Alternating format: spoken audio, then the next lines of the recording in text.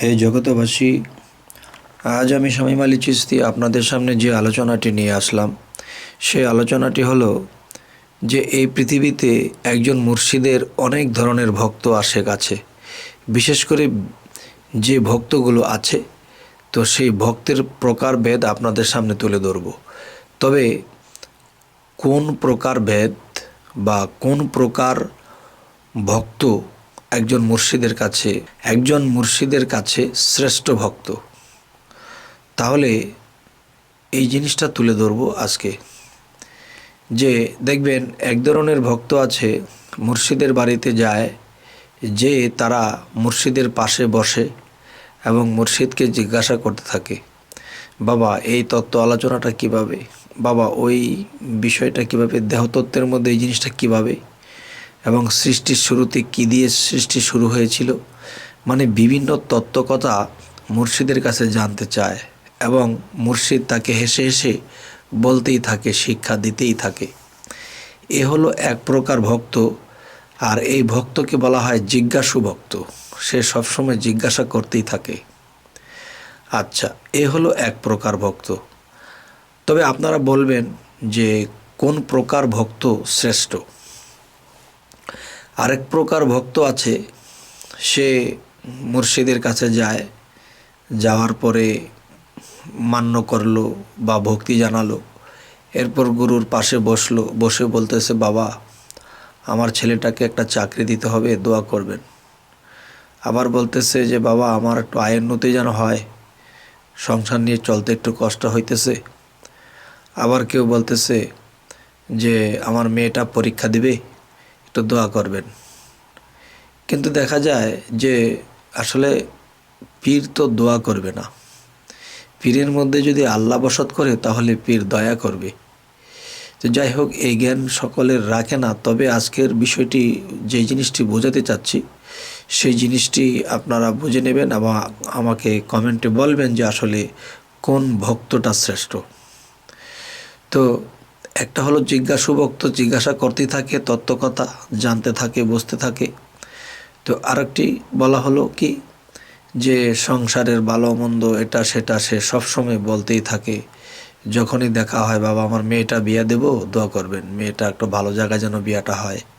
কিন্তু সে কখনো বলল না কিভাবে হাসর মিজান ফুলসিরাত পার হবে, কিভাবে ইবাদত করতে হবে, কিভাবে সাধনা করতে হবে। এই কথাগুলো কখনো মুর্শিদকে বলে না। তাহলে একটা হলো জিজ্ঞাসু ভক্ত, তত্ত্বকথা সবসময় জিজ্ঞাসা করতে থাকে, জানতেই থাকে। আরেকটা ভক্ত যে তার সংসার ফ্যামিলি কিভাবে কি, এটাও কিন্তু ভক্ত, কিন্তু এটাও একটা প্রকার ভক্ত। আচ্ছা, আরেকটা প্রকার ভক্ত আছে,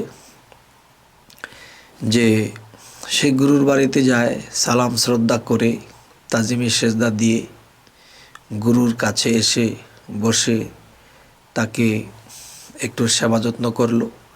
এরপর সে কী করলো, যে গুরুর দরবারের একটি কোণতে বসে বসে মুর্শিদের দিকে তাকিয়ে থাকে, কিন্তু কিছু জিজ্ঞাসাও করে না, দুঃখ দুর্দশা থাকলে সে বলেও না, শুধু চেয়েই থাকে।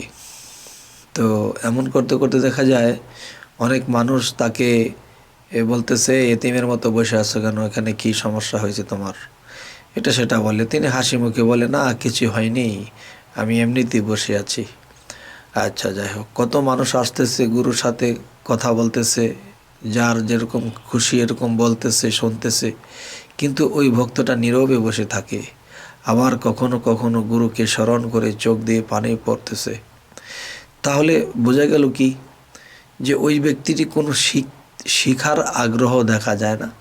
তিনি দূর থেকে বসে শীষ মেরে চেয়ে থাকে সেই গুরুর দিকে। কখনো কখনো চোখে পানি দেখা যায়, কিন্তু তার সংসার জীবনে কষ্ট দুঃখ থাকলেও সে বলে না, না থাকলেও সে বলে না, নিজের ভালো মন্দ কিছু বলে না, তত্ত্ব কথাও জিজ্ঞাসা করে না। তবে হে জগতবাসী, আমি 3 ধরনের ভক্তদেরকে তুলে ধরলাম আপনাদের সামনে। এখন কোন ধরনের ভক্ত শ্রেষ্ঠ এটা আপনারা বলবেন। তবে হে জগতবাসী, যে কিছু কিছু ভক্ত আছে, গুরুর ঠিক নাকের উপরে যে নাকের গোড়ালির উপরে যে কপালের ভাগটা, এখানে তাকিয়ে থাকে। এখানে তাকিয়ে থাকার যে একটা কারণ, যে দেখা যায় যে সেই গুরু যদি সেই রতিমতিকে নিজের মধ্যে মিশিয়ে রাখে, তখন দেখা যায় তার কপালে তার প্রকাশ পাওয়া যায়। আর সেখানে তাকানো মানে কি, নিজের চোখের মধ্যে যেমন একটা বাহ্যিক জগতের আলোকিত আছে, তেমনি গুরুর কপালের সেই জায়গাতে একটা আলোকিত আছে। আর দুটি আলো যখন একাত্র হয়, তখন সামাজিক যেমন একটা জ্ঞানের আলো এবং আধ্যাত্মিকের একটা জ্ঞানের আলো, ঠিক দিব্য আলো এবং প্রকাশ্যে আলো, দুইটি আলো মিলে ভক্তটি জ্ঞানী হতে থাকে।